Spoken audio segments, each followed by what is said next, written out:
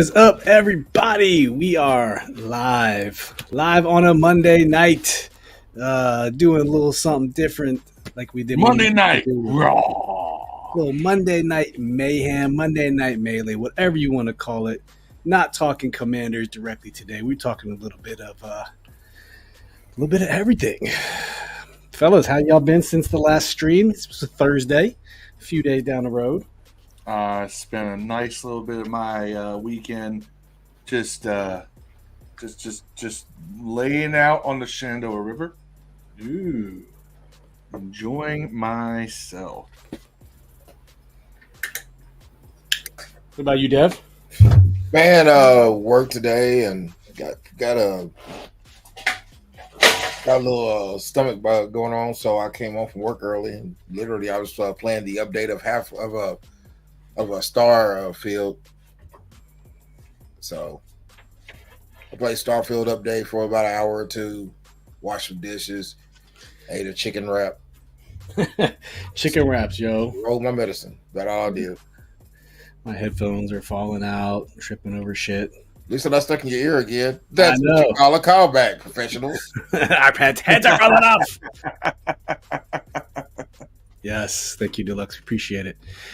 Jimmy Lee, JLP. What's up, Jimmy? How you doing, man? Thank you for tuning in. We appreciate you. Tia, digging the hat. Yes. Yeah, he took a sip of his Washington cup when he did it, like trying to show off. My Redskins cup. Hold on, I got it. Yeah. So tonight we're talking a little bit of all sports, guys. All sports. So without any further ado, we're going to change up the scenery here a little bit as we get rolling into the show. I want to thank you all for tuning in to another episode of Command This. I'm your boy Steve. To my left, got the homies Phil and Dev. Always a pleasure to talk about whatever with them, because that's what we do here on Command This podcast. This is episode 276 for the homies here, mixing it up a little bit. You can see our agenda here today. We're just going to start off, get right into it, guys. We're going to start off and talk about Caitlin Clark again for the second time in a week. So if you don't know, Gee. Yeah. By the way, just so y'all want to see something, they get smoked right now. They get smoked. They are getting smoked. So they presented the roster for the women's Olympic team. No big deal, right? And they did not include Caitlin Clark on there, which personally is not a big deal, right? It's some people are making it out to be way more deeper than it needs to be. But Facts. Yeah, real quick, I just want to get your guys' opinion. What do y'all think about the whole Caitlin Clark being left off thing? And y'all in the chat, let us know. Dev, let's start with you, man. What do you think about her being left off? And I'll show who they're actually going to be, who's actually going to be on the team, because it's some pretty decent talent that rightfully so made it on there. Well, yeah, the real question is there's a right answer and wrong. I guess it's not really a wrong answer, but it's definitely the USA basketball team, in my opinion, isn't really there to you know what I'm saying, to play the best players. I think that because it should be without a reasonable doubt that the WNBA or the United States team should have the best women's basketball team. I think they could probably march the third best players out there and win this, but I think that they're missing out on a possibility of not growing the sport even further, because the faces of the league aren't necessarily its best players. I can't argue with this list other than Arike, how your surname is. She deserves to be on there at point guard. She deserved to be over there over maybe Diana Taurasi or Brittany Grinder. Diana Taurasi's 42. She has 6 rings, man. Yeah. Like, what are you proving by having her there? Like, sure, if you say the top 12 players in WNBA and Diana Taurasi's one, for sure, man, you should make her an assistant coach to get her a 7th ring, man, or a 7th gold medal. Because I think that it's not even about her, but about a Caitlin Clark. It also could have been. It should have been Reese. It should have been Brink. All three of them really should have been on this team, man. Because when you close your eyes, you think of the WNBA, dog. You don't think of like Brittany Griner anymore. Like that's not the first name that comes to your mind. Maybe, and even Brittany Griner has some notoriety because of the international issue she had with going to jail. Yeah, you know, like even she's a face too. Right. I just think they missed out on the spot on a chance to have, more eyes on the game, man. And Christian Laettner made the dream team, and Isaiah Thomas didn't, bro. Chris Mullins made the team, bro. Isaiah Thomas didn't. Dev, my wife made the exact same argument that you just made. But if this is the Olympics, this isn't about marketing. This isn't about numbers. This is the Olympics. This is about putting the best, 12, 13, 14 people, not marketing, not the all-star game, not I need people to watch this. And she's just not there. And so I don't know, Phil, what do you think? Okay, so I'm going to shit. I was about to come with a hot take so hot I knocked my mic over. I was gonna shit. Let's go. Who's gonna agree with me? Is what. All right. So, how many rookies are on this list? None. 0. So, not one. Okay. Now, you mentioned the Christian Laettner thing. The reason why Christian Laettner was on the Dream Team was he was the Naismith Player of the Year, and they wanted one college player. I thought there wasn't there not even that. Huh? Like Christian Laettner was the face of college basketball, man. He was basically Clark in college. There's no dispute he was a better college player. Christian Laettner was on a short list of the greatest college basketball players of all time. He was a very popular face. He was just probably as popular as anyone on the NBA team. It's not a popularity thing. They picked the guy who won the award for college basketball's Player of the Year to represent the college athletes on the first professional basketball team assembled for the Olympics. Right? That's all that was. So, but if you notice, there's no rookies on this Olympic team. So it would be a bigger deal, in my opinion, if, say, they put other rookies on there and not Caitlin Clark. Because Caitlin Clark is, despite many of her struggles, still one of the top rookies in the league. And the biggest draw total. Yeah, but that doesn't matter, all right? It does matter. Part of me thinks that this was done intentionally to stir up controversy to keep people paying attention to the WNBA, because once Caitlin Clark starts to struggle, I think interest goes down. No. I think that they're doing this to keep the controversy going, because the controversy is creating ratings, right? Because there's a lot of people, I think, who right now hate watch Caitlin Clark. They don't want to see her succeed. A lot of them probably Angel Reese fans. But here's the thing, though, or they hate the fact that she's come out. I've seen this sentiment on Twitter too. She's the great white hope, and they hate that. Or, the opposite. They love her because she's the great white hope. Whatever you want to say. But I think this was done intentionally. This was either done because he said no rookies, or was done intentionally because he said if we leave her off, it keeps people talking. Right. And it makes the leagues remain relevant. So it's either one or the other. I mean, she's 14th in the WNBA in scoring. I mean, she's right above Diana Taurasi by 60. She has 16.8, Diana Taurasi 60.6, but she leads the WNBA in turnovers with 5.6 per game. It's not a who's they win in the Olympics with turnovers. The WNBA, the USA women's team isn't about putting the best 12 players out there, man. Y'all can't look at it like that. They were always going to have the best players. It wouldn't matter if you took 5 of these people off and grabbed 5 people off the WNBA bench. They would have a better team than any other team in this tournament as far as women's sports go. They would win this either way. What I'm saying is that they missed out on a golden opportunity to broadcast their most marketable player to everyone across the world that will pack the stadiums out. But everyone will want to go. Okay, so you're saying they would have won anyways. So you might as well anyways, man. And that's what this is. Been a brand ambassador for women's sports. It's not. They're going to win the gold medal regardless. It's about winning at all costs. Right. It's not about winning, man. Dev, like they were going to win anyway. These other 12 competitors care about branding? It's not about the WNBA winning. It's not about the WNBA players either. It's about getting more casual fans to watch your women's product. Now you can say what you want to say. A Kate Clark game is going to give you more views than any of these Paris Olympic games now. For now. Now, if you had had Kate Clark on this Paris Olympics team, how many people you think was going to watch that? I would have watched if you had Reese on the team. They should have had all three of them. They're the most visible players in the WNBA.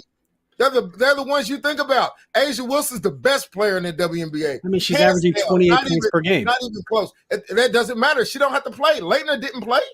Leitner didn't get on the court, bro. You know what I'm saying? Like it wouldn't have mattered. I don't think the Olympics is about marketing. I think you're looking at it from the wrong perspective. The Olympics is about winning the damn gold medal. They was going to win anyways, marketing when it's on our soil. You know, we thought that too when we got trounced by. Man, this is the WNBA. Half these countries ain't got 12 girls that can play, dog. I mean, let's just keep it real, man. Let's keep it 100. She has plenty of opportunity. I know. And the next team's gonna have her. Yeah. If I were a player, I wouldn't want to go anyways, personally. I mean, it's like way too much basketball, man. I mean, especially women's basketball, that like 1 month out of college, they're in the WNBA, man.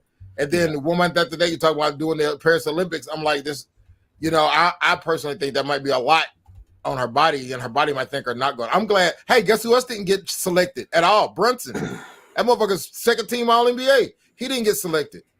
It happens to good players, man.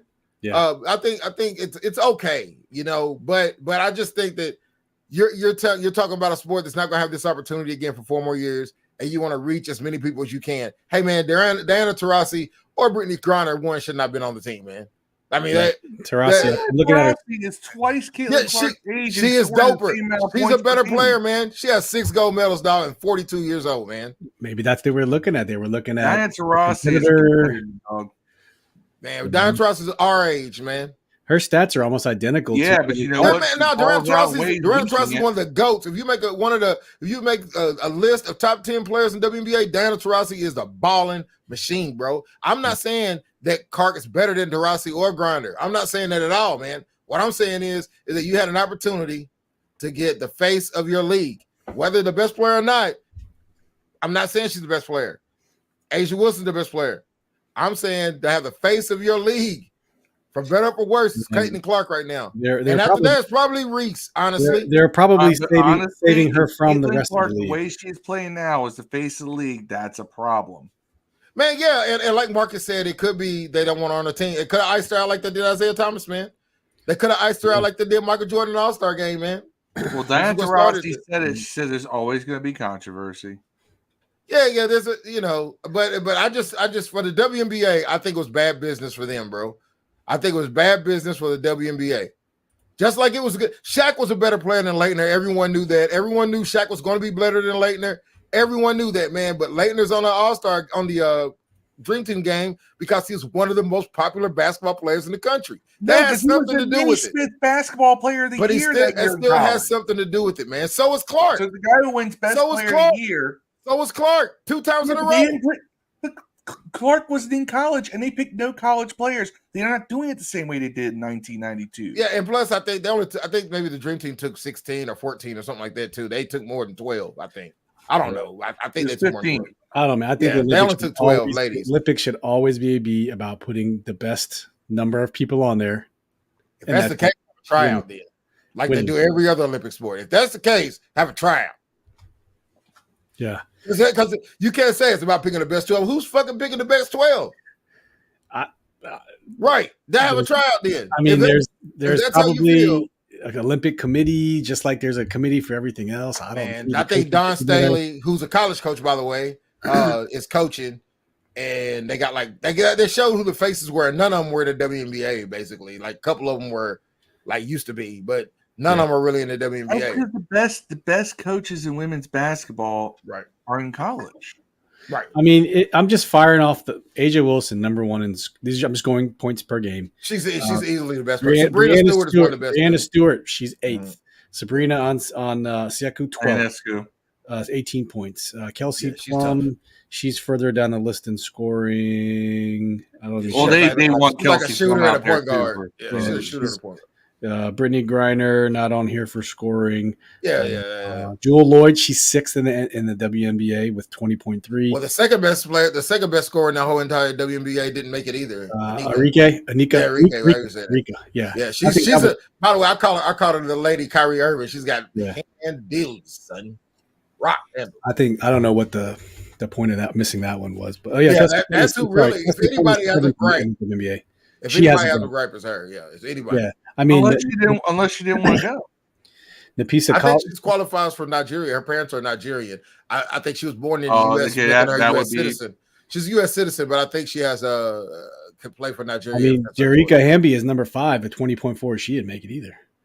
Brianna Stewart's 8th. Yeah, I mean, I don't know.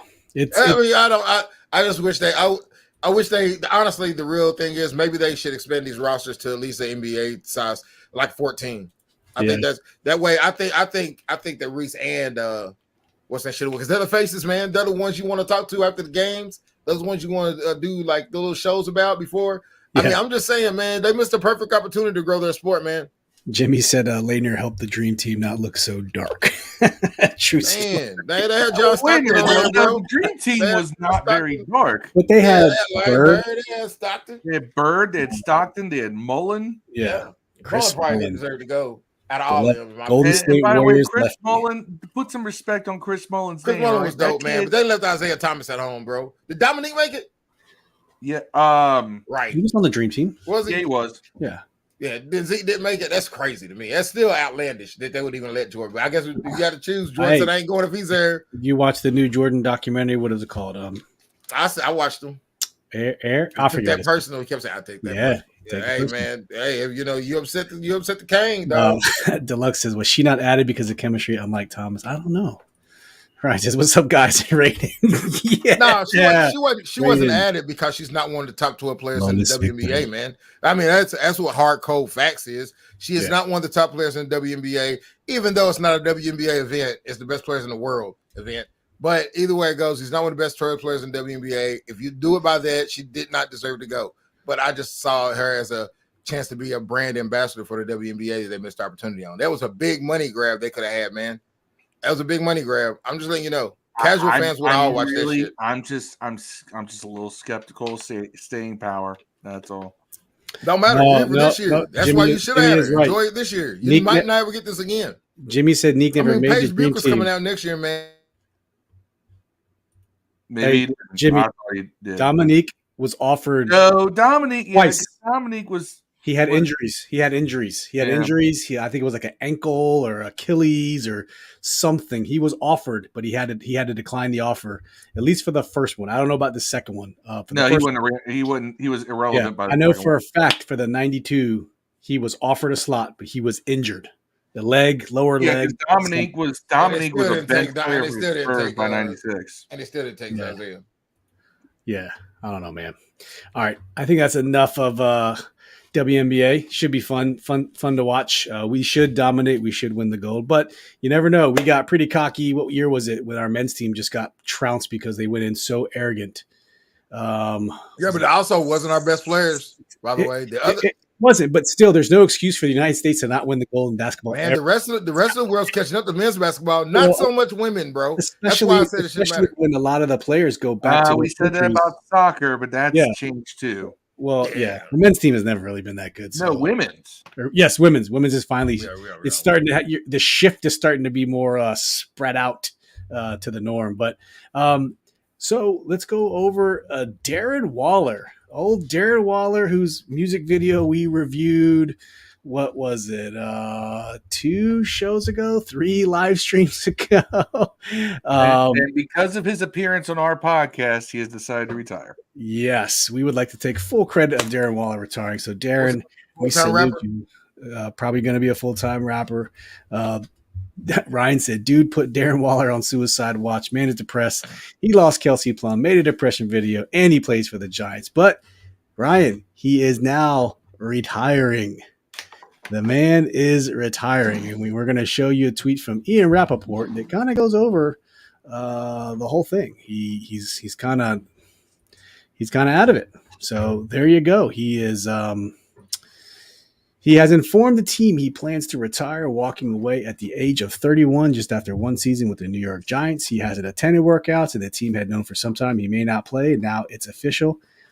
They let him know before mini camp. So Darren Waller will probably defer back to his rap career. I'm guessing. Don't quote me. I hope he's all right, though, man. I mean, dude's making crazy rap videos, and now he's quitting the sport, man. I hope he's okay. I hope nothing. He says something about he had an injury that was scary. Yeah, he had a life-threatening one, right? He had a bunch of concussions too. He was kind of going down the Jordan Reed path of you can tell by that music video of concussions. But the dude, I mean, so much talent. When he was healthy, it was really hard you couldn't guard that guy. You just really couldn't. I would put him up against him and Jordan Reed up against some of the best. And I think just for old time's sake, we probably should share this instead. You know, in life, light is up. It's hard to love. This is so bad. You ain't got an average girl. So bad. I say he's kind of an average dude. This is why you don't give stupid people money, dude. Like, you gotta know. You gotta know, man. Chappelle, they should have never gave you niggas money. Bitches! Yes, that's exactly right. What part of that is exactly right, Steve? What? Fuck your couch. Money. Fuck your couch. Darkness is evil, motherfuckers. Darkness. Dev just baiting me, man. He's baiting me. He's gonna make me sing DMX, man. Deluxe says, yeah, they definitely missed on a marketing opportunity. Probably just no rookies. Yeah. A little more Darren Waller, just for reminiscing. Like your heart broken in return, but let me get to the beat. The beat hasn't dropped yet. There it goes.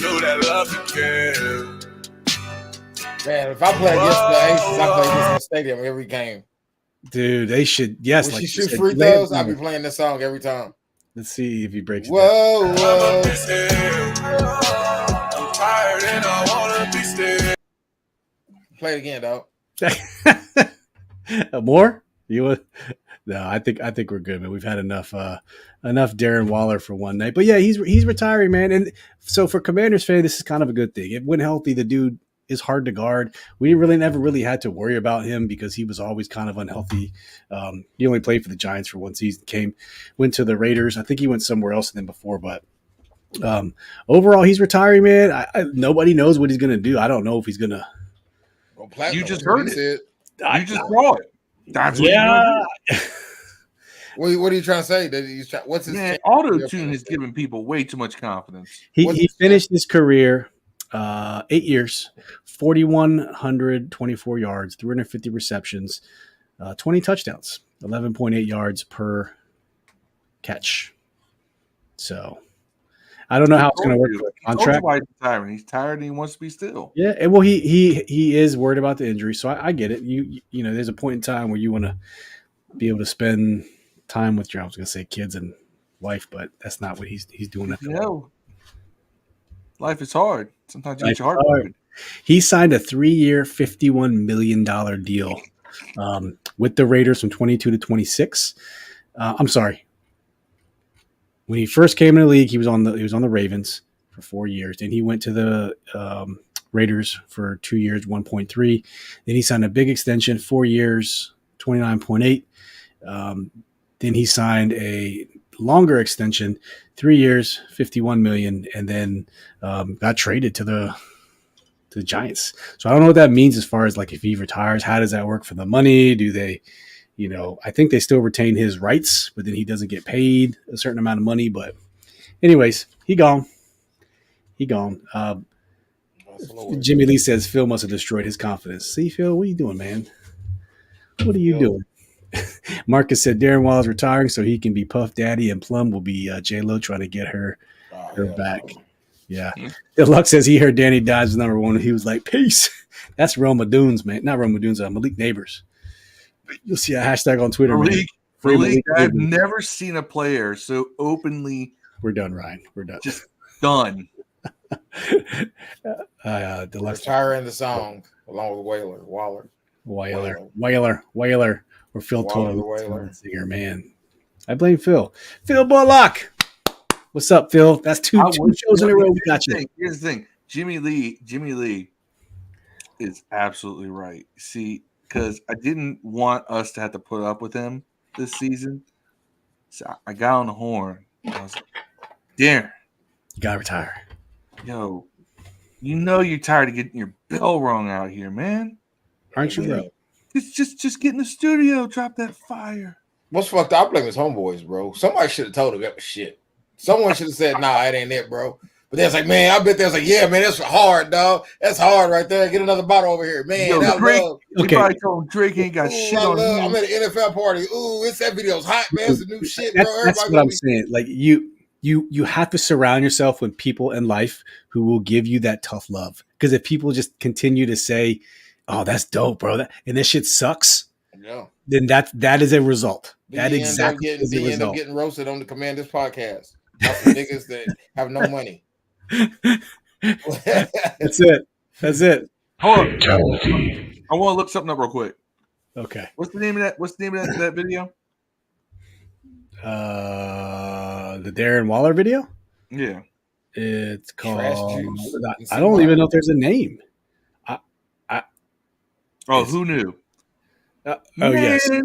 This dude got 386K views. Yeah.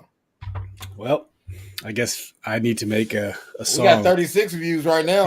I'm proud of every one of those views, by the way. Every one of those views, one of those views I'm proud of, man. Every one of those units, I am proud. I am proud of everyone. Not about 37 of y'all. Viewed by Darren Waller's music video, people. Yeah, it's all Tell good. your friends. This is what they should be watching. This is the content. Boom, boom, boom. Yes. Hit that like button. Make sure you're subscribed. Share it to someone. You know, the like button is just sitting there. The like button is lonely. It's sad. It's waiting for you just to give it a little click. You know, light it up like a Christmas tree. You know what? Every time you hit that like button, it saves a baby kid. So hit that like button and save a kid. Like a goat or an actual kid? Like I said a kitten, man. I said a kitten. Oh, I just said a baby kid. I'm like, that's weird. That's a weird statement to make. Deluxe says he might have to get back part of that song. That's probably what happened. There's probably some legal ramifications up in there. Ooh, Mike's dropping. Mic drop. Yeah. All right. Let's move to Josh Jacobs in Brazil. If you remember the line from Fast Five, this is Brazil, when the Rock goes down in Brazil and tries to catch him. But if you guys aren't tracking, so in Brazil this year, there's going to be the Eagles and the Packers, who are supposed to be playing down in Brazil. And a game with tug of war. Yes. And Packers running back Josh Jacobs. So Darren Waller's former teammate from the Raiders, who recently signed with the Packers in this offseason, claims that wearing green isn't allowed in Brazil due to potential gang violence. So there's a lot of speculation going on with this. And, you know, I guess green is a particular color down there. But when you got one fucking team that's the Eagles, the others who's the Packers, what other damn colors are they supposed to wear? You pick two great teams to play down there, and they can't wear green? Like, I think here's the thing: the NFL came out and said that was false, right? What was false? And Josh Jacobs said, "Sorry, Brazil, I was mistaken."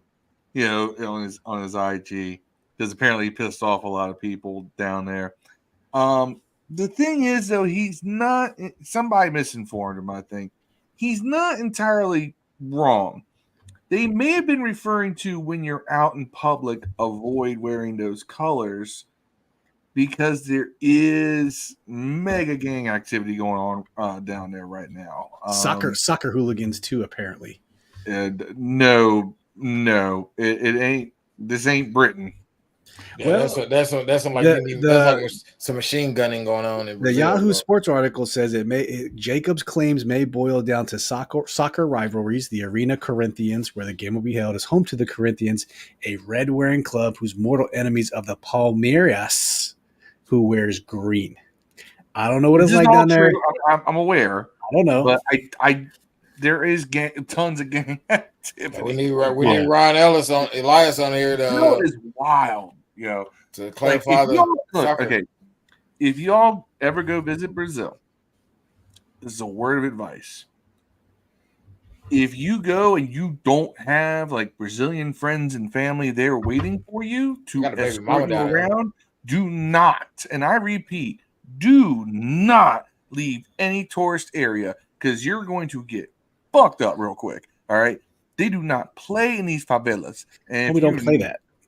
And if you're not sure, go watch the movie City of God. Mm-hmm. Oh, yeah. Scary shit.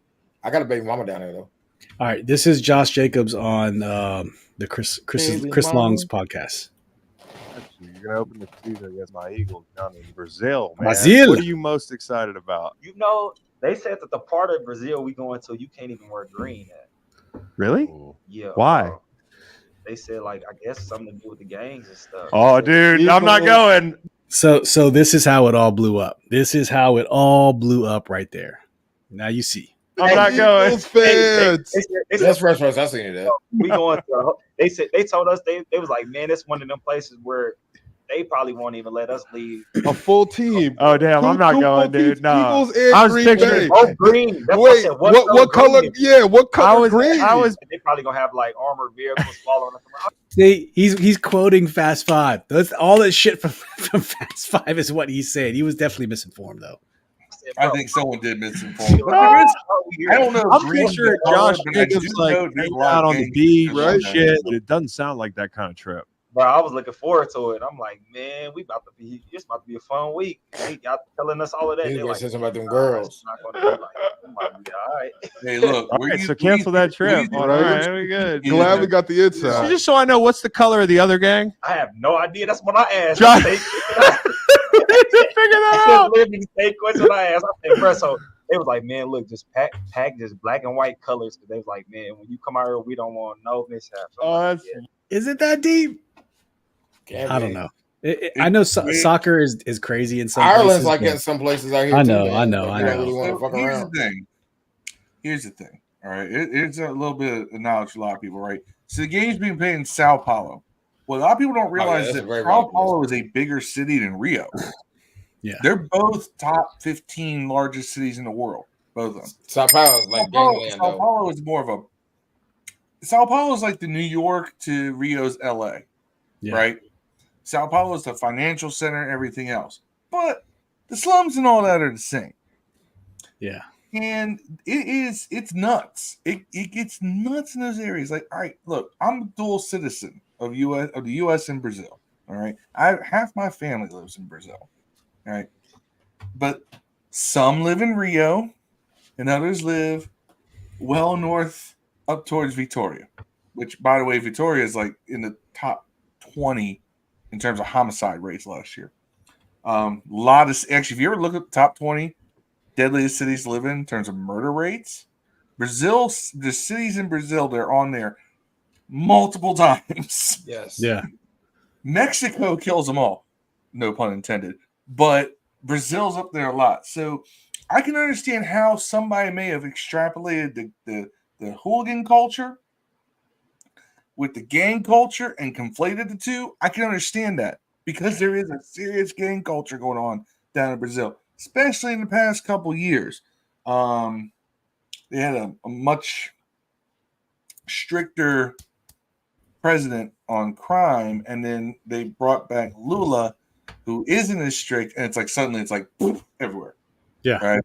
And it's just, because he just different political philosophies. So he was a lot more lenient, and people liked that when they first elected him, but it's like, oh, murder rates, so it was just one of those things, and that happens too. You see it here, murder rates rise and fall depending upon economic conditions, political philosophies, and just everything else. Yeah. Drug trade, trafficking trade is huge in Brazil still. Yep. And it's going to be for a long time until that the country takes that next step in its evolution as a country. Brazil's going to be an economic powerhouse. It already is becoming one. But until then, you're going to have these things going on in Brazil. And so, like I said, Josh Jacobs was misinformed on this one. He goes on to say it in a later interview, not on this one. He says I was misinformed. So he must have been getting his shit from. Now, they did say in this Yahoo article that it was a joke made by a Corinthians representative. So the stadium in which they're being played in made a joke when the game was initially announced, saying in jest that the team should avoid wearing green. And so I think that, and then the mayor of Sao Paulo made a similar joke. So I think it just kind of Brazilian humor, by the way. Yeah. I think it just kind of got misconstrued. But he has 5 seconds left. Let's see what he says. Wild, dude. All right. Oh fuck, that's funny. The color of the flag, I'm like, the flag is green. Like, okay, so yeah, that's enough. So game over.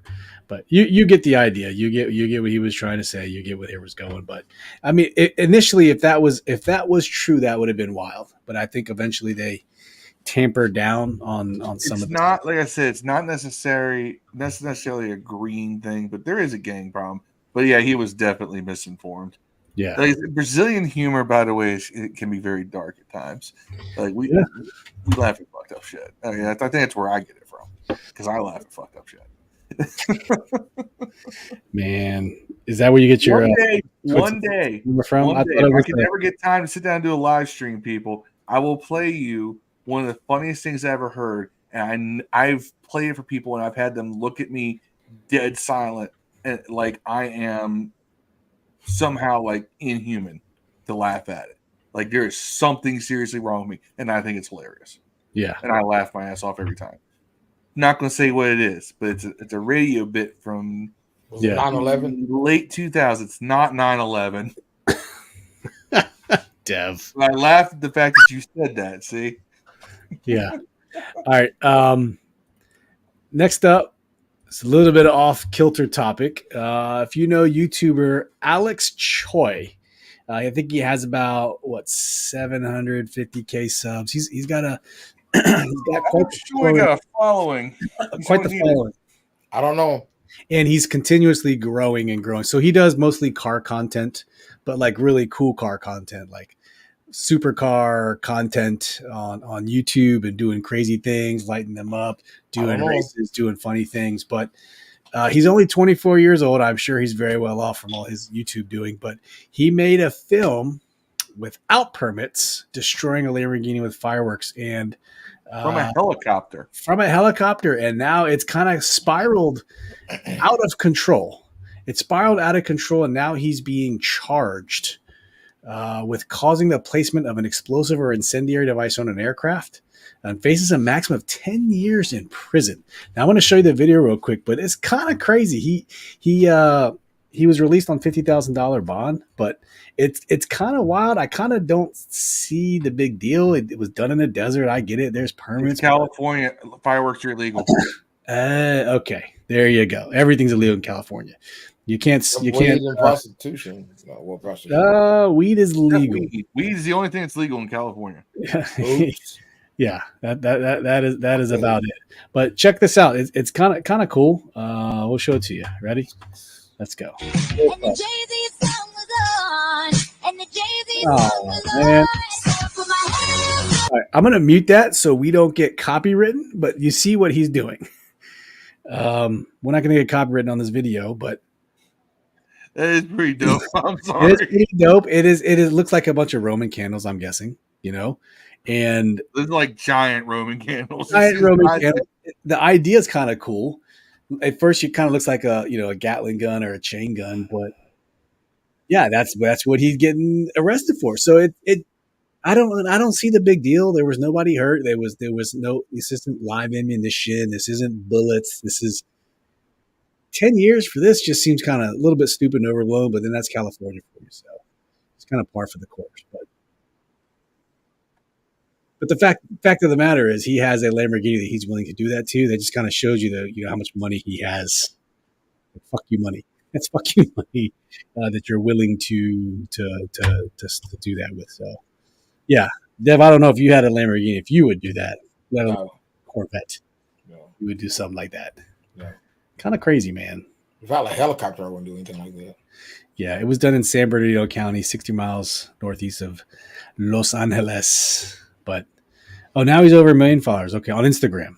Yeah, and near that number on YouTube. So greatest car shenanigans is what he's done. But his channel's still hopping. I was on it today, and he got some pretty cool videos. I'm not gonna lie. For a kid being 24 years old, he's definitely one of the younger kids who took the whole YouTube thing by storm and just blew it up. So either way, the funny part is if you look at that looks like a Mexican flag. Doesn't it look like a Mexican flag right there? The top of the rotor. It is. Kind of interesting. Not really sure about that, but they're in California. Maybe that's where the helicopter was rented from. Yeah, He's Mexican. Potentially. Might be registered. Alex Choi is not. Dev, Alex Choi is not Mexican. I don't know. I've never heard of him. Choi. I get it. Maybe he wears one of these hats. I don't know. I don't know, Dev. Is that what the fuck is a shears, man? Is that bad to say? Sure. The only other shears I ever knew was a blonde chick who used to host Up All Night. Yeah. Shearer. No, it's Rhonda Shear. Yeah. Shear. We follow each other on Twitter, though. Just to let you know that. Yeah, really? He probably wrapped the Lambo, pulled off the wrap, good as new. Yeah, that would be a protective coating because those little Roman candles probably wouldn't do a lot of damage. It's just for content, right? Those guys do shit for the view, man. Do it for the gram. That's what they do. Next up, there's a cool. So this is kind of. I know we say we're not talking Commanders news or Commander stuff, but this is kind of Commanders related to the Redskins. But an AI, someone on Twitter called Legacy Locks. I'll show it here in a second. They did an AI. They used ChatGPT to simulate Robert Griffin III's career. Had his ACL injury never happened in the 2012 season, so the hit to Lahodi Nada, the actual snap in the playoff game versus Seattle. Now, I don't know. Do you guys know where you were in Seattle that game? I was in Steamboat Springs, Colorado. My wife, myself, and I brought 2 RG3 jerseys with me that I stuck on my friends from Texas. So we went to the bar. There was 4 of us wearing RG3 jerseys. I bought 2 extra so we could all wear RG3 jerseys. And man, that's where I was watching that playoff game. Do you remember where you were, Dev, during the 2012 playoff game? I was sitting here probably watching it. Yeah, Phil, do you remember where you were? Where did you watch that game from? Sitting at home watching. Yeah, that was a season I had not missed a game. That whole season, and I had to take that ski trip with some friends because we had bought it like a year before, and so missed out on that game, and a little sad. But without any further ado, I'm just gonna kind of just show you guys where. So it starts out with just you can look at it. I asked. You can see what he asked for. Make it a little bit bigger there. There we go. I asked ChatGPT to simulate Robert Griffin's career if this injury never happened. And I want you to, when you look at this, I'd be curious to think, what player do you think this trajectory kind of reminds you of? I'm going to do that right now. I want to see if I get the same result. 2012 season. Yeah, do it. 2012 season for the audio crowd. He passed for 3,200, passed for 20 touchdowns, 5 interceptions, 815 rushing yards, seven rushing touchdowns. We finished 10-6 NFC champions. That's a known fact. Okay. Led us to the playoffs, offensive rookie of the year, Pro Bowl nod, top rookie honors. All right. Now, this is where the AI comes in. 2013, 3,500 passing yards, 24 touchdowns, 10 interceptions, 900 rushing yards, 8 rushing touchdowns, 9-7, missed the playoffs, makes the Pro Bowl, continued success improving passing stats and maintaining high rush output. Yeah. From the last video, Ryan was saying the Mexican flag is in reference to doing something illegal. They're in Mexico, kind of like people race on the street. Yes. So when we used to race motorcycles, we would always say we were in Mexico. When anyone filmed something, it's always in Mexico. The funny part is when we were in Texas doing it, we practically were in Mexico. That's the funny part. Deluxe says, I forgot. We went back to the Baltimore. We went back in the Baltimore game. Redface should have protected him. Yeah, he left. Kirk Cousins went in for a little bit, and then Robert came back in and almost won that game, if I'm not mistaken. I know Kirk tied it up and it went to overtime. It's kind of fuzzy, but which game? The Ravens game. No, I thought Kirk finished. No, Kirk came in and scored a touchdown that tied it, and then we had that long punt return in overtime that set up a field goal By Richard Crawford. Richard Crawford. That's right. Richard Crawford. All right, 2014 AI season. If Robert Griffin III didn't get injured. 3,900 passing yards, 28 touchdowns, 8 interceptions, 750 rush yards, 6 touchdowns, rushing touchdowns, 11-5 NFC East champs. Reached the NFC divisional round, Pro Bowl, All-Pro second team. That's 14. Let's get down to 15. Elite status. 4,100 yards, 30 touchdowns, 7 ints, 700 rushing, 5 touchdowns, 12-4. NFC champs. Reached the NFC championship. Pro Bowl, All-Pro second, elite quarterback, leading to the NFC championship. 16. 4,200 yards, 32 touchdowns, 6 INTs. That's crazy. 600 yards, 4 rushing touchdowns, 11-5 NFC East champs, Pro Bowl, high performance. Let's see what he has for 17, 4,300 yards, 34 touchdowns, 8 INTs, 550 rushing yards, 4 rushing touchdowns, 12-4 NFC East. Reached the Super Bowl, Pro Bowl, All-Pro first team, NFL MVP. Are you finna to go to 7 more years of this? No. It goes to 18, 19, 20, 21, 24, 23, and we'll just do this. We'll do 23, 3,400, 22, 12, 250, and then summary of his career. Had he stayed healthy, his career included multiple Pro Bowl, All-Pro, MVP awards, Super Bowl titles. So I was just curious as to. I got a summary. In 2012, 13, mine says he got injured anyways. That's what mine just said. Like in Madden. Injured next year after that. So like in Madden. So what do you got, Phil? Here's what ChatGPT said. I just said, simulate Robert Griffin III's career if he never suffers the knee injury against Seattle in the wild card game his rookie year. Yeah. Pretty close. 2012 season. Next game. He finishes the season healthy, leading the Washington Redskins to a victory against the Seahawks in the wild card game. We were up. Yeah. We were up. All right. And then his dynamic playmaking ability and leadership helped the Redskins advance to at least the NFC Championship game. He wins NFL Offensive Rookie of the Year and garners significant MVP consideration. 2013, we face stiffer competition, exit in the divisional round. Yeah. So we continue to tailor the offense to his dual threat capabilities, combining his running and passing skills. 2014 to 16, make multiple playoff appearances, including another NFC Championship berth, although he falls short of the Super Bowl. However, he has established himself multiple Pro Bowl selections and All-Pro honors, positioning himself as one of the faces of the NFL. 2017 to 19, RG3 reaches the peak of his powers, blending his athleticism with refined passing mechanics. It says he leads the Redskins to their first Super Bowl appearance since the early 1990s, earning Super Bowl MVP honors and a thrilling victory. Brand and marketability soar, making him one of the most popular and influential athletes in sports. Despite occasional injuries, he maintains a high level of play and continues to push the Redskins into playoff contention. 2020 through 2025, as he ages and athleticism begins to wane, he transitions to more of a traditional pocket passer role, leveraging his experience and football IQ. He continues to play at a high level, though the Redskins' success fluctuates due to changes in team personnel and coaching. He takes on a mentor role for younger quarterbacks, contributing to the team's development on and off the field. Retires in the mid-2020s, so he'd still be with the team. They're saying he retires in 2025 in this version. Yeah. Now, he is inducted into the Pro Football Hall of Fame. Listen to this one. Career serves, I'm skipping a bunch of stuff. It says career serves as a blueprint for future generations, demonstrating the importance of adaptability, resilience, and continuous improvement. His career. What happens to Jay Gruden if RG3 never gets hurt? Oh, that'd be a good one. Well, no, here's the thing: if RG3 doesn't get hurt, Jay Gruden never gets a job. Yeah. And also, a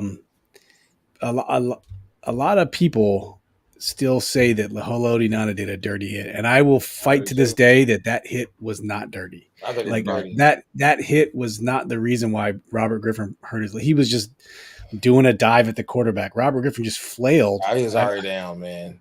No, he's already down. He's down, man. Okay, his flailing of his legs is the reason why he got hit like that. Like any other person wouldn't have fell on their back. What normal person falls on their back facing forward like that? Nobody. He was already diving and tackled. He went to hot sauce on that, man. But that was a legal hit. There was no penalty That's called. perfectly legal. That's not dirty. It was a legal hit. Had he just dove forward or slid on his butt, we would be having the conversation that Phil and I just had about those stats. That was a fully legal hit. There was nothing wrong with it. What player falls facing forward, backwards, and going forward? Nobody does that. Yeah, I think nobody. Griffin and Haloti Ngata, they both leapt at the same time. Watch. Nobody does that. You're right. They both leapt at the same time. And had Robert just dove or slid on his butt, Haloti would have just went right over him. Or he might have landed on top. Who knows? But his ACL and MCL would have been intact, and we wouldn't be having this conversation. But sad story nonetheless. It was just a funny thing to bring up because that 2012 season was just still something for the ages, man. It was just something about that season that was just super special. And people think we're gonna have it this year. Hey, listen, I think Jaden Daniels head and shoulders above where Robert Griffin was. I think he's smarter. I think he knows how to. I don't know if he knows how to protect himself. I feel like he's more coachable to protect himself. RG was so good in Baylor, bro. He was so good, dude. I had NCAA 12. Better passer than Griffin was. Yeah, I had NCAA 12, but I think my copy of NCAA 12 was a Mark Ingram on the front of it. I think it was Mark Ingram from Alabama on that year. There's multiple copies of NCAA 12. I think RG3 had his own copy of NCAA 12, but I still have my copy out in my other room. It was the Mark Ingram version, but yes. Yam, thank you for joining us, Yam. Hold on, I missed Deluxe. That's never mind. Deluxe said, excuse me. Thank you for joining us. Yam says, I remember when Gruden used to have his old quarterback show. He said that RG3 was changing the way they play the game. We have seen him since. How many running quarterback and RPO systems have we seen since then? So my question was, and Gruden knew this and couldn't do shit with it. Listen, for all the shit we give the Shanahans, they changed the game. Griffin. I still feel like Vince Young was first one to do a read option in the NFL like that. That's basically all Vince Young had, bro. Go watch 14 games. Everyone. That's all he did the whole game. I might have to go back and look. It was Vince Young, man. It just wasn't. He didn't have the pizzazz that Rob had. That's probably true, but everyone modeled that offense. It was revolutionary. And they tailored an offense to him. You know what I mean? There was no question it was tailored for him, but. So with the stats that we just said, Dev, you saw that. It was about 38 to 4,000 per year of yards, 25 to 32 touchdowns per year. That career trajectory kind of reminds me of Lamar Jackson right now. Lamar Jackson's numbers are awfully damn close to those numbers as they just continually just keep going up and up and up and up and up. Phil had him as the best quarterback in the league. Say what? Phil had him as the best quarterback in the NFL. Did he? In my chat GPT, yeah. Yeah. Oh, in your chat GPT. No. In your top 5 quarterbacks, which hasn't posted yet. It hasn't posted yet. Oh, damn. It's out there. Spoiler alert. Yeah, we're holding that one in the can. Deluxe said, "How did I know about Red Lobster? My brother and I always called him the Red Face. Probably asshole. Never liked bringing him to Washington. Didn't have a good history of player management. I mean, he always had those running backs that did everything for him. Terrell Davis and shit. He made Ryan Terrain a damn almost 1,000-yard rusher. Dude was on Bordas was like the best running back in the NFL. Well, yeah, he brought him over. Remember the all-terrain vehicle? That was the nickname they tried to give him. Evan Royster. Yeah. Jimmy says 92 was unnecessary. Roy Helu, Penn State. No. Hey, No, wait, stop. Nebraska. Nebraska. Nebraska. Yes. Who was it? Was a big old was that you? Was a Roy Halou fan? Evan Royster was Nebraska. Wasn't you a big old Roy Halou fan? Evan I like Royster Roy was Halou. Penn State, right? Evan Royster was Penn State. Also a DMV guy from Fairfax, for the record. Halou, I remember you loved Roy Halou, bro. Yeah, Roy Halou. Oh yeah, dude. I thought because I liked his versatility. Yam says, I still think that people were trying to get him injured. It was just like we talked about the other day with Caitlin Clark. People, when you are supposed to be a game-changing athlete in your sport, people are coming for your neck. It's happening no matter what. It's going to happen this year too with, I don't know if it's going to happen with Jaden as much. I guarantee it's going to happen with Caleb Williams. That dude's going to have a bullseye on his back. Just wait. It's coming. Dude's going to have a bullseye. I don't know who else has a bullseye on their back just for being a rookie and up and coming. Maybe Marvin Harrison Jr. from some of like the people who don't like the way he handled his business coming into the league. But no, he's not fake. He's not. People wouldn't know him if they saw him at Walmart. How could you miss honestly, that dude, man? You wouldn't know who the fuck Marvin Harrison Jr. is. You wouldn't even know who Marvin Harrison was. You know what I'm saying? Unless you was a huge football fan. Yeah, honestly, I couldn't pick Marvin Harrison out of line. I could pick his son out of line. I couldn't pick him out of line. If somebody said one of these players is Marvin Harrison, I could figure that out. But if I was just walking in Kroger and he was in Kroger, I'd be like, I wouldn't know that's Marvin Harrison. I just keep walking. Same thing with his son. But if I seen Caleb Williams, I know who that is. Yeah, we got lots of comments here to look at. See, we talk about RG3, man. What a season. That 2012 season was just amazing, dude. I had so much RG3 swag. It's not even funny, man. Deluxe says he didn't protect himself, didn't know how to get compact. That's why Russell Wilson had the advantage as the baseball player. The dude could slide. He's still around. He had the advantage because he had like one of the greatest defenses of all time. He did. And a Hall of Fame coach. Pete Carroll, yeah. Yam said he loved Steve Young. Yeah. Just as fast, took bad hits and didn't know how to slide. That's why it took him forever. That's why he just could never outdo Montana for the longest time. And Deluxe makes a good. No, I don't think Mike changed the game because Mike was a dinosaur. Kyle Shanahan changed the game. I don't think Mike credit. He listened. Kyle wanted. What's his face, man? Wanted. What's the name? He even got a team that played for the Texans. For quarterback, you mean? Yeah. They wanted Ryan Tannehill. That's what I'm saying. Play for the Titans. I mean, you said Texas. You confused me. Yeah, they wanted to stay put at 6 and draft Ryan Tannehill, the converted wide receiver at Texas A&M, for quarterback. They wanted him at 6, and who knows what would have happened. That's also because all of our draft picks. I think part of the plan was they were going to get Peyton Manning and then draft Tannehill to be his eventual replacement. They had Peyton Manning in the plane when that fucking John Mayer ruling came down that says you got to take a salary cap hit. And I swear to God, that says back a decade. For sure. Yeah. 5 years. Ryan says Alfred Morris deserves a lot of credit. We did him dirty. He's out in Texas running a lawn care business. Right. That's wild. We ain't do him dirty if he's at home running a lawn care business. He was still in the league if we did. But I mean, he broke so many records: 1,600 yards, 1,200 yards, 1,000 yards, 750 yards, and then we just tossed him. The dude had like 440, almost 5,000 yards in 4 seasons, and then we just chuck him like, all right, you're chopped liver. I mean, 2016 season comes, you're in Dallas. 4 years in the Redskins. And Jay didn't like that style of running back. He wanted a running back that was like a Chris Thompson, aしmulti-role. Mac Jones. No. He did not want Mac Jones. Scott McCloughan wanted Matt Jones. I think Jay always deferred to Chris Thompson because remember he had Chris Thompson blow up, and then he liked the Roy Helus. He liked Chris Thompson was like Helu was gone by the time Gruden. Was he? That one year, Chris Thompson was balling that year. Man, I thought that was the best running back in football at that time. Remember, then he just got hurt. Like just ended this shit up. Like I think he was like leading the NFL in yards one year. Total yards. He was one of the top in terms of combined yardage. Yeah, and then he just got hurt, and you never seen him again. The crazy thing with Chris Thompson too. We went with Fat Rob. I remember we fought for a long time on the board about running back, and one of the things that I try to convince people is that They're like, you can't start Chris Thompson. He's too small. I'm like, Chris Thompson is the same size as Barry Sanders. Yeah. You want to sit here and tell me Barry Well, Sanders? RG3 same size as Adrian Peterson. No. There's a different build, though. Adrian Peterson, all lower body. Yeah. Telephone poles for legs there, man.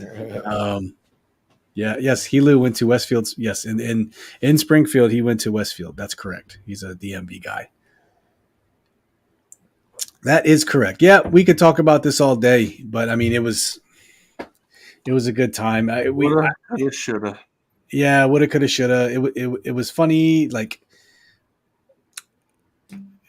look at Samaje Perine. Samaje Perine is still successful in this league. He still has a successful career playing with the Bengals. He don't play with the Bengals no more.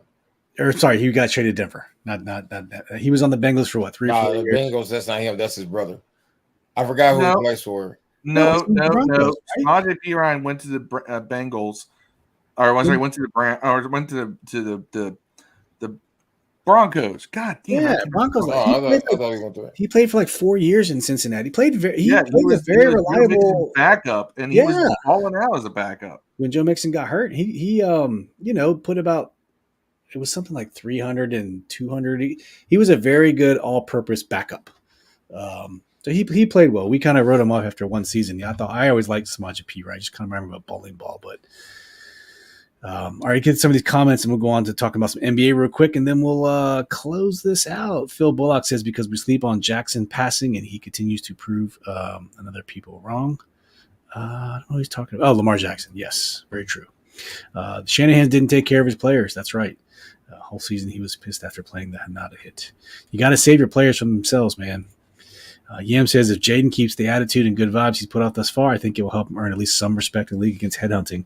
Not fully, but at least some. And I agree with that. Like that's why I said he's not like Robert, where Robert was just all out there and people were just out to get him. I think it won't be as bad, but I think Caleb's gonna get it, man. He's gonna have a lot of people coming for his head. So they better be okay. Phil Bullock said they were sending RG3 on fly routes. Remember when they put RG3 on scout team? Oh, he got smacked. One time he stood on deep, he got smacked. Yeah, they put him on scout team defense. I think he was playing safety or corner. And I was like, man, down bad, dude. You know you're down bad, but yeah. I mean, Dev sat there and told us that Cam Sims should play safety, so. They're not going to ever let that go, are you? No. We even got the... Smoke weed.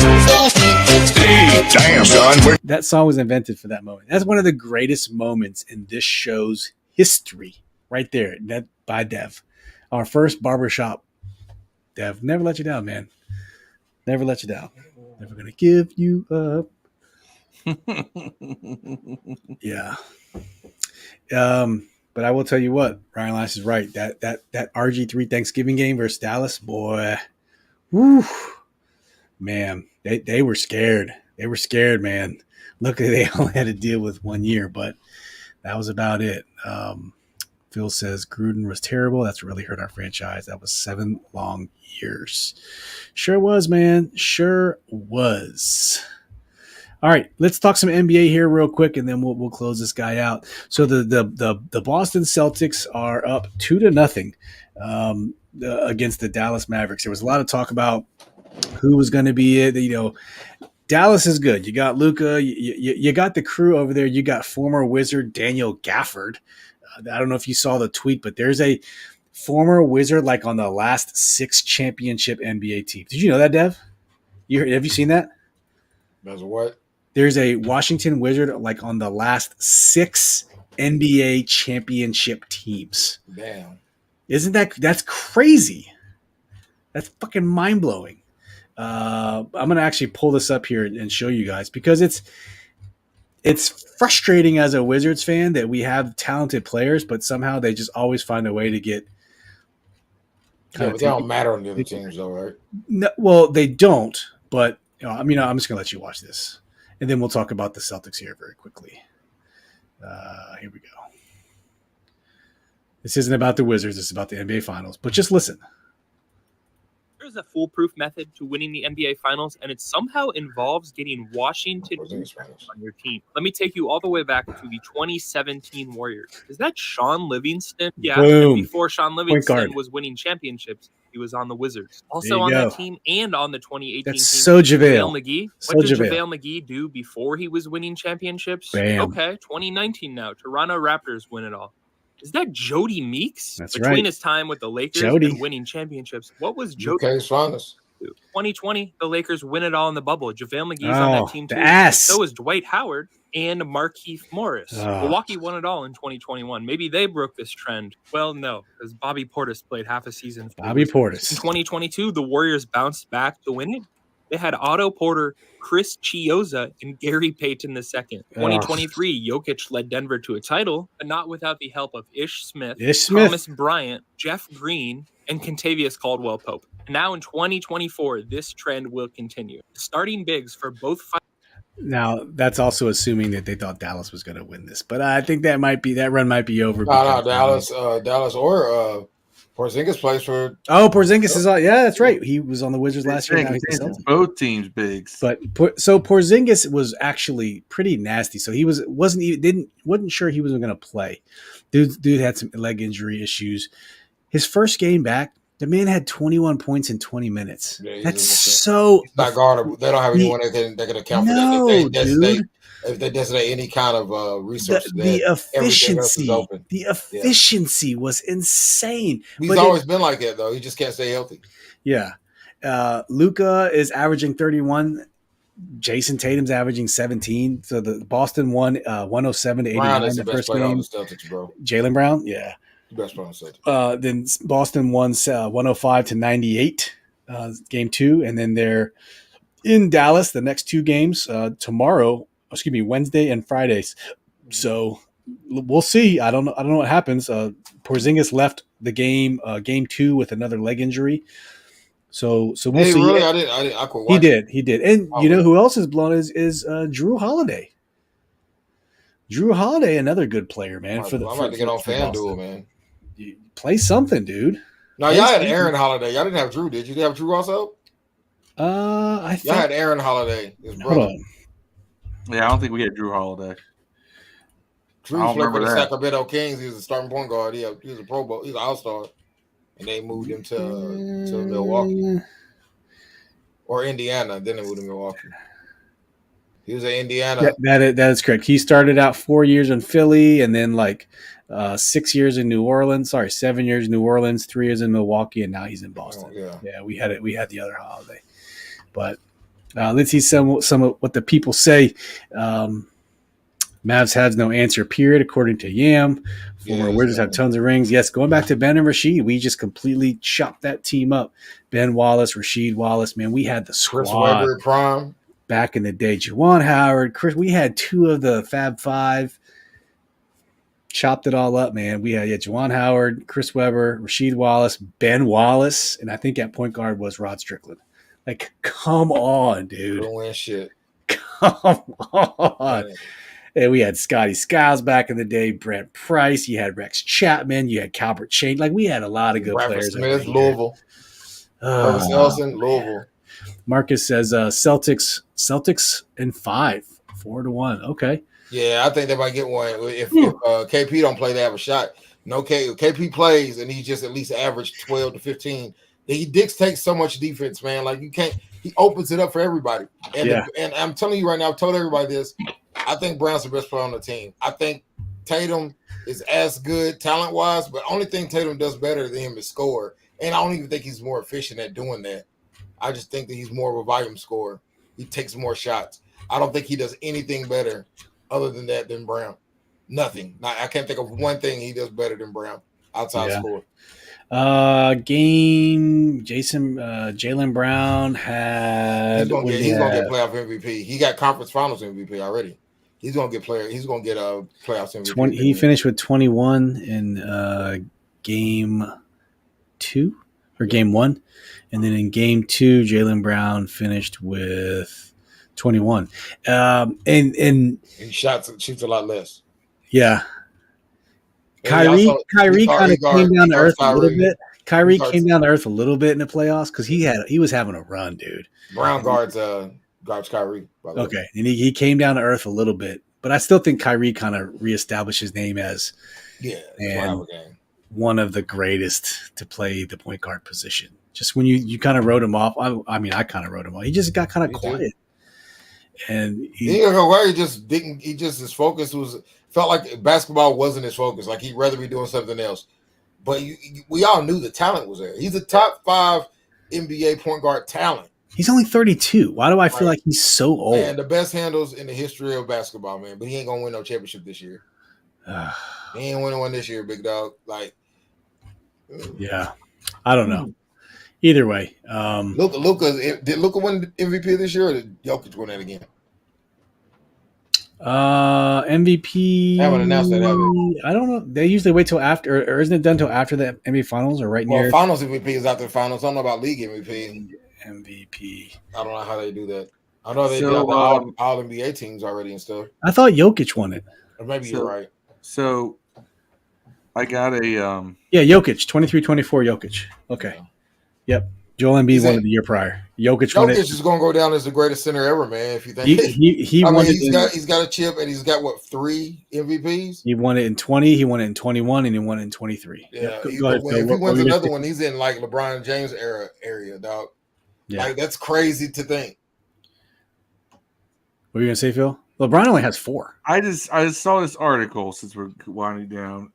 Oh, God. It's an article posted yesterday. There's a correction today. But the original article said that the Black Ops 6 is coming out. So, yes, they just dropped the reveal trailer Sunday. October 14th. I watched the thing. Did you see what the original reporting of the size of that file is? No, I didn't want to. 309.85 gigabytes. Holy fuck! That's been kind of a joke with the Call of Duty games. Is there? But they said that does include the full installations of Modern Warfare 2, Modern Warfare 3, and Warzone. Because they package everything in one game now. Campaign, Warzone, zombies. That's why I had a number that big. That's so stupid. Now you can choose to not install certain things, but man, that's what's things like that too. Call of Duty, not Call of Duty, but Grand Theft Auto is like that. Is it? It's like 300 gigs if you do all the stuff. Yeah, Yam says the Wizards are a huge part of why I'm so disenfranchised with DC sports. I wake up, it was such a headache trying to watch and keep up from Japan. I guess it was kind of cool having Rui on the team for a little while, and we kind of shit the bed on that one to have a guy from Japan in DC. That was probably huge. I'm curious as to what that was like in the Japanese spaces, but I loved Rui, dude. I was so excited for Rui. Why though? You don't do nothing. It's like 8 or 9 points a game. Dude, y'all ain't missing Rui. Y'all would have won the same amount of games with Rui on the team y'all won this year, bro. But he has been a tremendous player. Watching him play. What'd y'all get for Rui? Nothing. ACP. Contagious Caldwell Pope. We get nothing for the players we give away, and they always say Pope's a better player than him. It's for rebuilding purposes. No, Caldwell Pope's a better player than him. Put them numbers up. ACP can't shoot from the outside. Put them numbers up. So this year, Rui averaged 13.6 points per game. Right. 13.6 shot 42% from 3-point range, which is don't shoot that many. Averaged about 3.4 3-pointers a game, 4.4 rebounds, 1 assist, 0.5 blocks, 0.5 steals. So almost like six man average 10.1 points a game. Oh, KCP. Yeah. I will say his 3-point shooting has gotten better once he came to the once he got from his last year with the Lakers on. He's been over 40% for his career. He was under 40, mid to low to mid 30s for most of his career before that. I can send you Brian Elias. I can send you a personalized bet on FanDuel. He says Dallas is going to win the next 2. If you want to make a personalized bet on FanDuel, we can knock that motherfucker out. But you don't think Dallas will win the next 2? No, they might win one of them. They ain't winning 2. That sounds like you guys should get together and bet that one out. He ain't gonna do it. You should guys get together and figure that one out. I mean, I hope so. I didn't even really watch. I was half in and out. I was watching Acolyte Star Wars. Yeah, that last Celtics game. I did watch the ESPN highlights and listen to all the ESPN morning shows. Okay. So, I started God watching. damn, Ryan. I started hey watching. man, we on WIC over here. We on food stamps. We can't afford $50 bets, man. $50. I want to sell my kids. Hopefully, they did not find your vape pen last week, and they kept that under wraps. But Yeah, hey, Ryan, did you find the pen? I mean, number one thing, how many kids can find a pen and vape on it though? That's Like right. I'm a grown ass man. I can barely get them some bitches to work. Soon it'll be like a Bluetooth enabled fingerprints to activate it. Yam says most popular player in Japan is Steph Curry. That's not surprising. He's popular everywhere. You know, I know who's more popular than Steph Curry in Japan. LeBron James? Nope. Kate Clark. Possibly. 100%. Yeah, Rainbow Six is good. Rainbow Six Siege was okay. I liked what was the multiplayer open world Rainbow Six game that was Slocum? No, it was Rainbow. What was it? I used to play all the time. Oh, Rainbow Siege? No, Siege is the multiplayer game. There was a wide open world. Like Battlefield kind of, but you can do like campaigns against like think like GTA 5, but you could do it against bad guys. You can go do different missions together, co-op. Sounds like was it Oh my sweat. Ghost Recon? Might have been Ghost Recon. I don't know. There's another one. Cody, what's up? Said, fellas, what's shaking? All this hoops talk, and we got the hockey finals on as we speak. Nobody watches right. That's right. Hockey is on. I've still been in a little bitterness since the Caps got knocked out. Probably just the pettiness in me. Probably should be watching a little bit, but it's. I'd rather watch the Beautician and the Beast in black and white. The 40-year-old version. Yeah. Mine. It's Edmonton and Florida. Florida Panthers. Panthers. Yeah.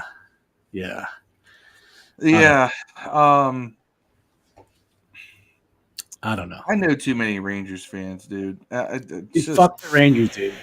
Fuck the Rangers. The Diaz brothers too are on it, and at Chino XL, fuck you too. Make sure all y'all kids don't grow. That's right.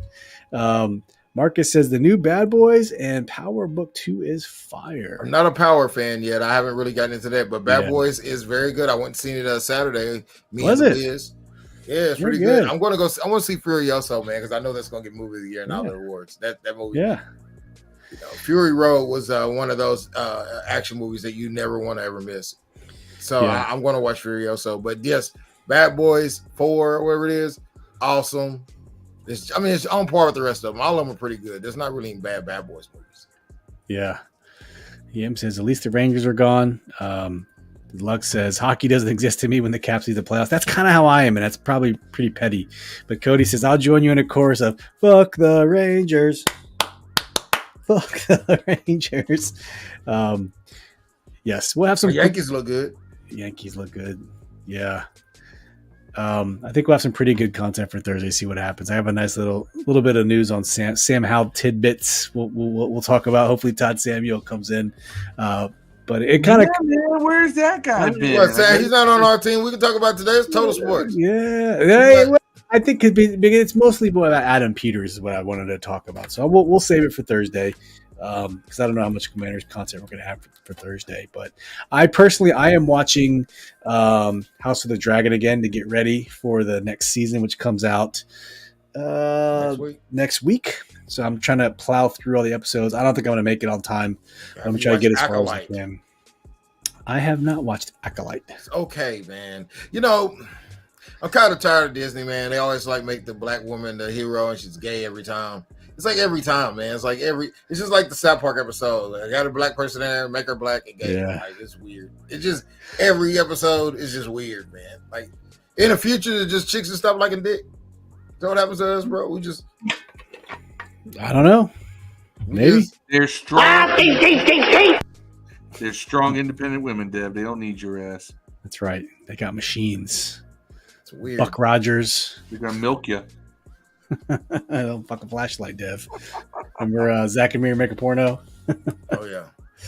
I've seen Godzilla 1, -1, the best Godzilla ever made. The latest one that just came out. Best Godzilla. Yeah, I'm trying to find it. Even close, bro. Yeah, I think it's on Prime now for free or Amazon. It's on one of them for free now. One of my friends said that movie is great, and then I had a friend who was just like, "It's fucking terrible." Man, it's old school Godzilla, man. He's not fighting against another beast. He's fighting against people. You know what I'm saying? And so Yam says Furiosa's bombing only made 5.2 milli this week. I heard it's good. I heard it got a fan bomb though, like where everybody just purposely went on there and voted bad. Because on Rotten Tomatoes, it's got good Rotten Tomato votes, but users all tank. Everybody just put like 1 star. It says so, but that's a lot of movies. Like the critics, there's the gap between critical acclaim and fan acclaim has never been wider. You have to read the comments on that. You can't. You mean like pundits versus what normal people think? No, like a lot of times you want to listen to it, but if it's a real popular movie, like say if a Marvel movie comes out, they'll what they call bomb it. They'll bomb it on purpose, like waves of people and bots will just bomb it, like make it give it bad reviews even though they haven't seen the movie. They'll just to be doing it. Because ultimately it affects the bottom dollar of the movie, man. Some people only go to movies that are reviewed high for some reason. They don't go check for themselves. Yeah. But Phil Bullock, there you go. Ghost Recon. It was Wildlands. Ghost Recon Wildlands. When you say it, it reminded me. Ghost Recon Wildlands. That was fun. Yam says, you notice as soon as there's little Jaden talk, Todd Samuel doesn't show. Yam, I want to ask you, did you play any of the Starfield update? He also said Godzilla -1 is a top tier movie, making hands down. No budget movie. The guy wrote it up like his own savings, helping it made. Yep. Ryan says, shout out to my wife, just texted me that travel soccer uniform is $270. Yeah. We are off of travel soccer. We finished second in the Mid-Atlantic Cup this weekend. Hey, we had little black kids. All you got to pay for is basketball. See? In the 2014 travel Mid-Atlantic Cup, and we are off till August, Ryan. So yes, although we have clinics, goalie clinics and skills clinics throughout the whole summer, so it never ends, man. It never ends. Yam says Acolyte has a 96% from critics, but only 26% from fans. Before we do close this out, we always want to check with the crew and see, is there anything good in your lives right now you want to share with us, man? We always like to lift each other up at the end of the show. So if you got something good in your life, share it with us. If not, that's cool. We can get you on Thursday. But if you got something cool, man, just share it with us. I see, Ryan's going to be forking out $270 for some new uniforms. So I guess that's what's good in his life. Yam says he has not done Starfield yet. Hadn't had a time or money to rebuild his computer since moving home. Man, it's on consoles. You tripping. Yes. Yam has a job interview at 2:30 tomorrow. Wish him luck. Yam, best of luck to you, man. Positive vibes. You got this. There's always a strip club. 2:30. Just hope your interviewer is not named Pam. Pam, like calm. The L is silent. Remember Step Brothers? I got it. Interview together. Oh yeah, you farted. You wore tuxedos to an interview that required you to clean bathrooms. Yes, good luck, Yam. I know you got this, man. We talked about this on last week, but I know you got it. Yam says he's a PC gamer. All games eventually come to PC anyways, so he's got to wait. I'm a PS guy. PlayStation. I'm an Xbox guy. No, Ryan, it's not that good. I know. I'm just joking.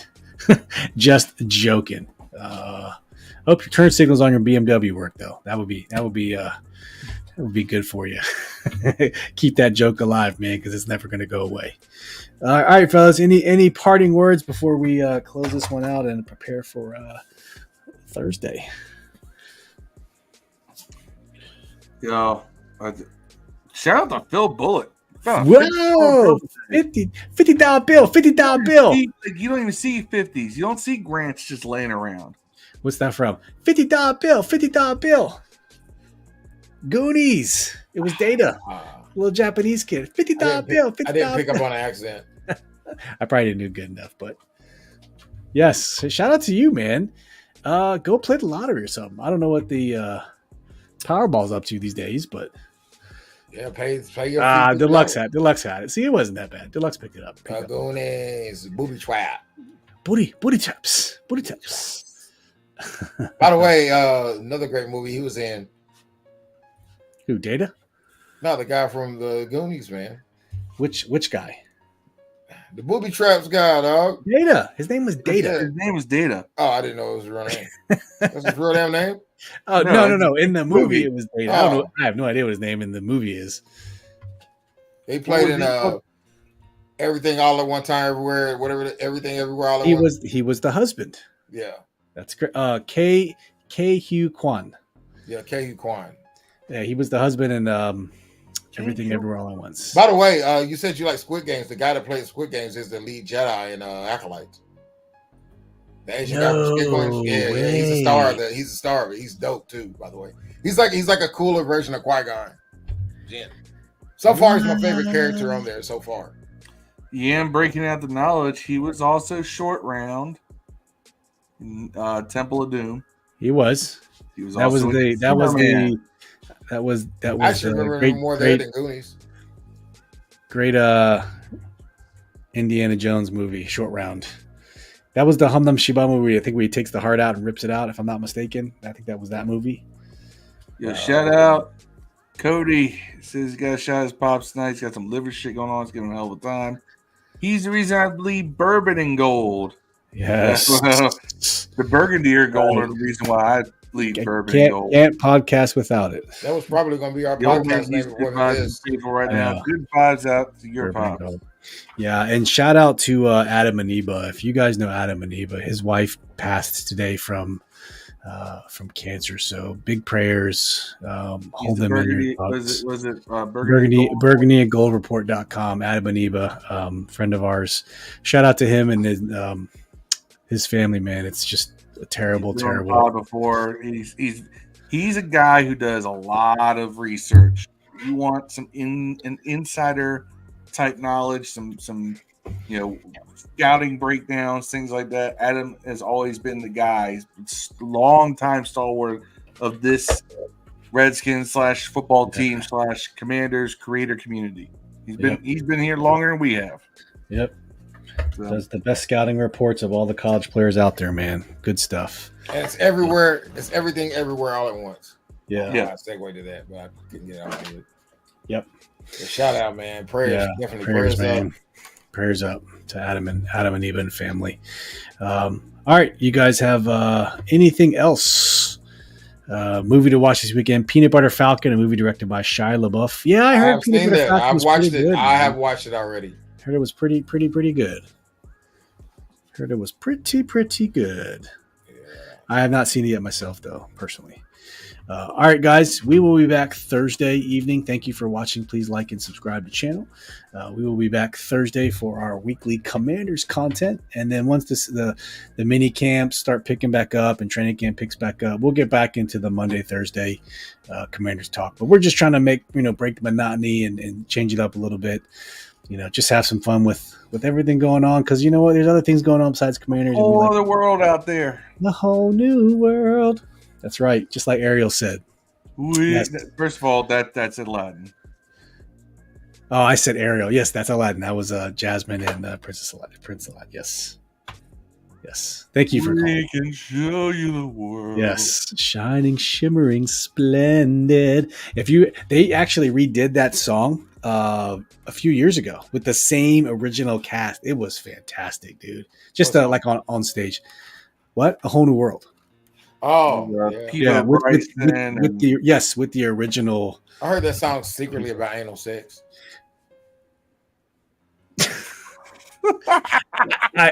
Dev, it wouldn't surprise me. The words kind of make sense. Yeah. Shining, shimmering, and splendid. Yeah, I can show you the world. On a magic carpet ride. Yes. I can see it. She's got a magic carpet on that end. Whew. Yeah. Going through the lyrics in my head. Yeah. Hold on. I will read them to you in 1 second. A whole new world lyrics. Shining, shimmering. I can show you the world. Shining, shimmering, splendid. Tell me, princess. You should whisper these songs while you're like making out with your wife and whisper to her like, I can show you the world. Yeah. Shimmering, shining, splendid. Tell me, princess. Go to your wife and say, tell me, princess. How was your day or something like that? She might take you on a magic carpet ride. To her butthole. Yeah. That's what that song's about. Man, Yeah. maybe so. It's about Maybe butthole so. pleasures, man. It's not about the butthole pleasures. It's That was an excellent. It's not about the that was an rusty excellent trombone. fucking- It's about love. It's about me children. It's not about the pussy juice cocktail. It's not about the brown neck. It's not about the brown neckties. That's an excellent fucking remake of that. That's Why are you always trying to tell me go fuck a go, man? go fucking go? Fuck you, go fuck a go. I catch you. I see on Zuckerberg. I catch you, motherfuckers. I tell you. I tell you. Yeah, it is hilarious, man. Yes. I can watch anything he's in. I don't know that motherfucker's name for shit. I have no idea, but he is fantastic. Ryan says, quick question. Y'all go to training camp. I've been the last 2 years. Fan Appreciation Day. Love to get together. I've also heard that there's actually, because of the construction going on at the facility, they're reducing fan access to training camp and OTAs this year. I don't know the deets with that, but it's out there. We probably got to figure that out.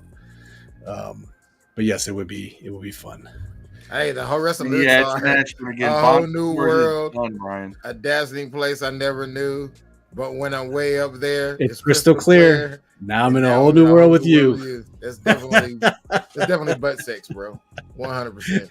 Butt sex. Definitely butt sex, man. All right.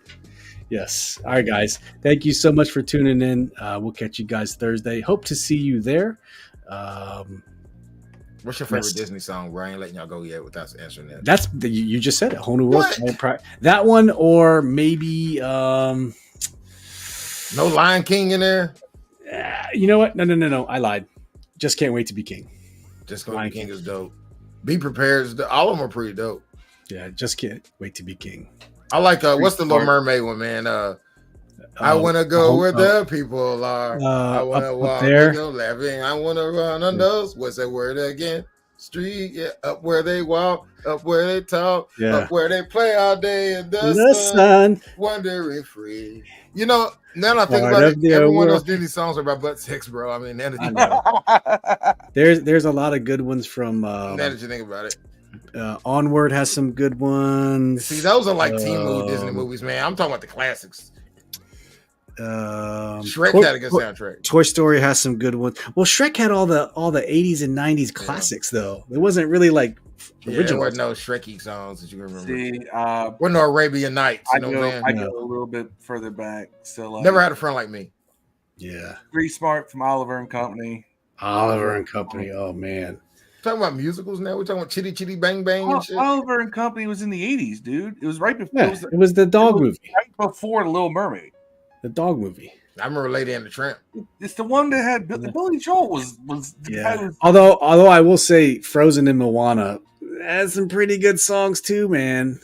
Pretty good songs. You can tell somebody has little kids when they watch the new Disney shit. Oh, dude. Frozen and Moana. As an adult, I will stamp that those are good movies, man. I've never seen Frozen. Onward is such a good movie, dude. I fucking cried my eyes out at the end of Onward, dude. What's the one where it's like in Asia with the damn origami fucking dragons and stuff that's dope as hell. All the little Raya and the Last Dragon? Yeah, that's a great movie, dude. Bro. It's a great movie. They're doing a live action. I don't have it's like I got nothing. It's just a good movie, man. I have one kid. He's 18. He don't watch none of this shit. I haven't done so in like 10 years. Well, all Disney does now is make a black chick the hero and turn her gay. So okay, all right. Animated stuff. It's funny. Steve talks about this. My son and I, and I've probably mentioned this on the podcast before. My son and I used to watch a regular show on Cartoon Network all the time, right? And I fell off on it because I got divorced from my ex-wife, and I was just not in the house to watch it with them, right? Then I caught up on it, and then I watched the final episode of what? Of the show, regular show. No kids animated show should have a series finale that powerful, like because they tie up all the loose ends. Not everybody lives, and they close it with David Bowie's "Heroes." Oh, good song. And it's like if you watch the show beginning to end, it's weird because it progresses. Like it's a show that literally builds upon itself to the end. And it's like the end of it. Now, part of it too was like, because of the whole connection I have with me and my son. That was our thing. But the first time I saw that the first couple times I watched that series finale, I'm just like, I'm getting misty eyed as all hell. Just like, oh man. Yeah. You know who remade that song? It's almost as if the character that I'll spoil a little bit.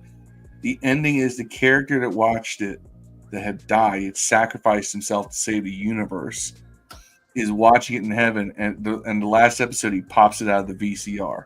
I'm letting y'all know now. If I'm ever in a situation where I have to sacrifice crazy myself, meta shit, but it's so good. And if I have to sacrifice myself for the universe, y'all all gonna die. Because I was like, hell, I'm gonna die anyways. What's the matter? You're not gonna Tony Stark it. No, I'm not doing one. Remember, I'm telling you, when Doctor Strange says, "I can't tell you how the outcome's gonna be, or else it might not happen." Dude, what a line in Infinity War when he tells Tony Stark. I've seen that. Yeah. I'm a huge fan of that show. I know exactly what you're talking about. I mean, it's just a good show. I would never terminate my life to save the planet. I'm just letting y'all know now. I'm just letting y'all know where all gonna go. It's not gonna be me. I'm not gonna be Bruce Willis stand back to blow the asteroid. I'm like, hey, guess what? The plan didn't work. We're all gonna die. I'm not dying first. You know what I'm saying? Y'all are coming with me. Yeah. Nah, but if you seriously, if you the thing is, Steve, is like your kids are regular show's a good show if your kids are just little older, like when they start getting into tween age years. Like once they start getting into that, pull it up. If you got Cartoon Network subscription, pull it up. It's a great watch. So yeah, it's definitely good. I'm not going to cry, Phil Bullock. I already did that the first several times I've seen the end. Yeah. I'm telling you, once I became a father, dude, I just became a big softie for movies, dude. I don't know how, man. If it's sad, dude, it fucking gets me. You probably here's the thing. I don't usually get emotional on movies or TV shows. That one did it. There's a scene in the movie Crash that did it. Fight it. You know what? By the way. Oh, when they kill Lorenz Tate? Huh? No. Tate Lorenz, how the fuck say his name? No, when the Arab guy goes to shoot the Hispanic locksmith. Oh yeah, and he holds his daughter or whatever. And his daughter runs up and jumps in front of him, but the gun has blanks and he doesn't realize it. So you think he's about to die, and you think he's about to shoot the kid, and the kid jumps in the middle. I had to pause the movie. I had a breakdown at that moment. I had just become a father that year. Yeah. So like that just hit me. First movie I ever cried in was Best of the Best. You ever seen that movie, Best of the Best? Because I was really into martial arts at that time, and then when he didn't kill him at the end and lost his brother, and he should have killed him, like, dude, and he held back. Tommy held back at the end. I was like, oh, dog, fucking lost it. I think I was like 17 years old at the time. I was like, oh man. I cried at Passion of Christ, and I don't know why I knew the ending. I have not seen that movie. I'm good on that movie. I'm joking. I didn't cry. I thought people who cried at that were stupid. Like, how it's going. It's like the Titanic. You know they all die, right? You know everybody dies. First time I was dragged to go see Titanic in a movie theater by this chick I was the Leonardo DiCaprio version. Yeah. And I fell asleep in the movie theater, and I woke up to people crying all around me. I'm like, "Yo, the boat sank. We knew this. Yeah, we knew the boat was going to sink. You know, everybody's going to die, right? Yeah. Fuck that bitch, by the way, not letting him get on that raft. There's room for two. I know there was plenty of room. And Phil, going back to your David Bowie heroes, you know who remade that song was Peter Gabriel. Peter Gabriel did a remake. He did a very good rendition, a remake of that song. They did for Lone Survivor had it as one of their. If you remember, the 1998 Godzilla movie, which was terrible, had a great survivor. But that movie was the 1998 Godzilla movie was terrible, but it had a great soundtrack. And one of the talking about the one with was the Wallflowers doing Hero. They also did. Yes, right. Wallflowers also redid. Talking one with Ferris Bueller in it. Yeah.